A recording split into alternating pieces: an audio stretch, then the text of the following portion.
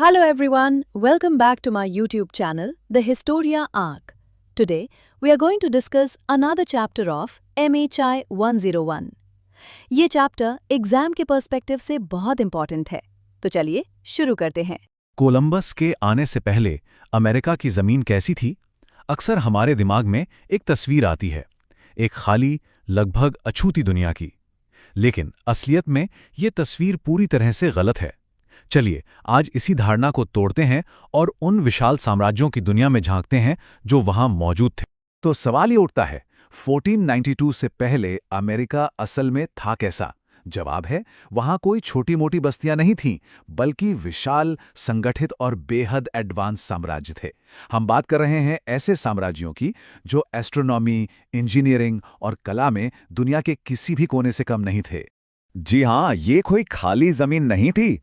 मध्य America का इलाका तो एक धड़कता हुआ केंद्र था, एक ऐसी जगह जहां माया और एज़टेक जैसी शक्तिशाली सभ्यताओं ने ऐसे शहर और स्मारक बनाए जो आज भी देखने वालों को हैरान कर देते हैं।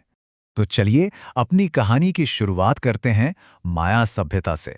ये इन तीनों में सबसे पुराने थे और शायद सबसे रहस्यमयी भी। एक ऐसी सभ्यता जो अपने चरम पर पहुंचकर मानो हवा में ही गायब हो गई।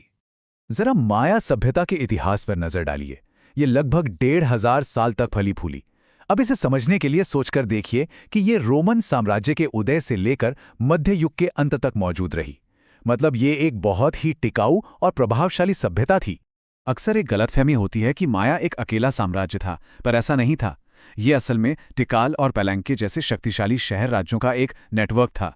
ये शहर आपस में व्यापार भी करते थे और हाँ, लड़ाइयाँ भी, लेकिन उनकी संस्कृति, धर्म और भाषा एक ही थी। और इनकी उपलब्धियां वो तो बस कमाल की थीं। सोचिए, घने जंगलों के बीच में 200 फीट ऊंचे पिरामिड बनाना, जो आज की किसी मल्टी स्टोरी बिल्डिंग के बराबर हैं। उन्होंने एक बहुत ही कॉम्प्लेक्स लिखने का सिस्टम बनाया और समय का हिसाब रखने के लिए एक नहीं, दो नहीं, बल्कि 3-3 कैलेंडर बनाए थे। और उनके बनाए रास्ते शहरों को ऐसे जोड़ते थे जैसे आज के हाईवे। इन सभी के शिखर पर थे हल्च यूनिक।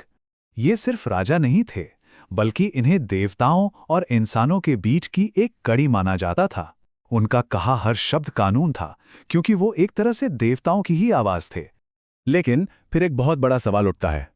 लगभग 900 ईस्वी के आसपास उन्होंने अचानक अपने शानदार शहर बनाने बंद कर दिए और वो वीरान होने लगे। आखिर ऐसा क्या हुआ? ये एक ऐसा रहस्य है जो आज भी इतिहासकारों को परेशान करता है। अब चलिए मध्य अमेरिका के जंगलों से निकलते हैं और चलते हैं दक्षिण अमेरिका के ऊंचे एंडीज पहाड़ों की ओर। यहां हम मिलेंगे इंका साम्राज्य से।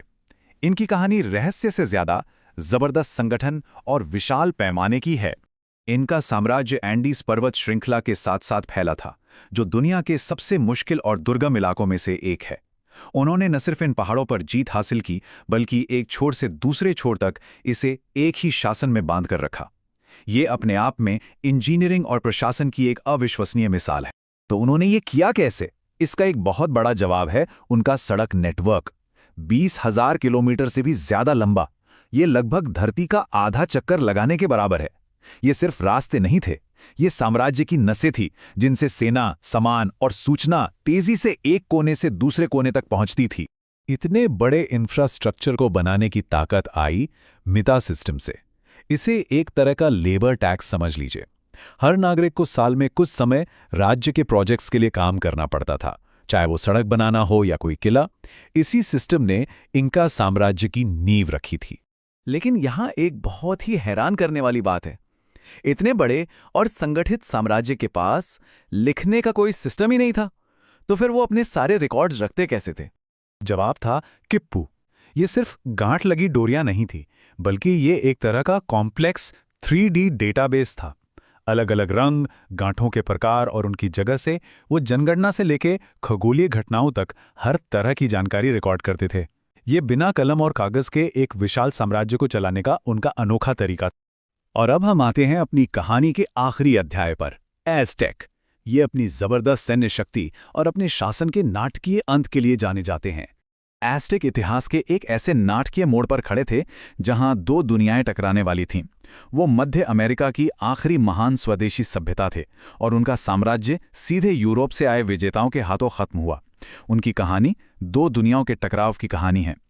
उनके साम्राज्य का मॉडल कह सकते हैं बहुत सीधा और क्रूर था। पहला कदम, ताकत से पड़ोसी कबीलों को जीतो, फिर जीते हुए लोगों से श्रद्धांजलि मांगो, पहले सामान के रूप में जैसे मक्का और सोना, और फिर सबसे भयावह मानव बलि के लिए लोगों के रूप में। ये एक ऐसी व्यवस्था थी जो डर और शक्ति पर टिकी थी, और इसी वजह से उनके कई पड़ोसी उनके दुश्मन बन गए। उनकी राजधानी टेनोच्टिटलान तो इंजीनियरिंग का एक चमत्कार थी। सोचकर देखिए, एक झील के बीचों बीच एक द्वीप पर बना हुआ शहर। यह शहर इतना शानदार था कि इसे देखने वाले पहले यूरोपियन भी दंग रह गए थे। तो हमने तीन बिल्कुल अलग अलग दुनियाओं का सफर किया, माया, इंका और एज़टेक। तीनों की अपनी पहचान थी और तीनों का भविष्य यूरोपीय लोगों के आने के बाद हमेशा के लिए बदल गया। चलिए अब इन तीनों को एक साथ रखकर देखते हैं। ये टेबल हमें इन साम्राज्यों का सार बताती है। एक तरफ थे माया, घने जंगलों के खगोलशास्त्री और विद्वान। फिर आते हैं इंका, ऊंचे पहाड़ों के मास्टर इंजीनियर और एडमिनिस्ट्रेटर। और आखिर में एज़टेक, एक शक्तिशाली सैन्य ताकत जिनका साम्राज्य श्रद्धांजलि पर टिका था। उनके भूगोल ने ही उनकी चुनौतियों और उनके नए आविष्कारों को आकार दिया। तो सबसे जरूरी बात यह है कि ये सिर्फ नाम नहीं है, ये अपने आप में पूरी दुनियाएं थीं। हर एक की अपनी प्रतिभा, अपना मकसद और अपनी किस्मत थी, जो आज भी हमें अपनी ओर खींचती है। और यहीं से एक आखिरी सवाल दिमाग में आता है। अगर माया, इंका और एज़टेक जैसे इतने बड़े बड़े साम्राज्य सदियों तक लगभग भुलाए जा सकते हैं, तो सोचने वाली बात है कि इतिहास के पन्नों में और कितनी अनकही कहानियां दबी हुई हैं जो बस अपने खोजे जाने का इंतजार कर रही हैं। Thank you for watching. अगर आपको ये वीडियो हेल्पफुल लगा तो please like, share and subscribe and join our Telegram community for notes and updates. Link is in the description box and in the comment section. Thank you.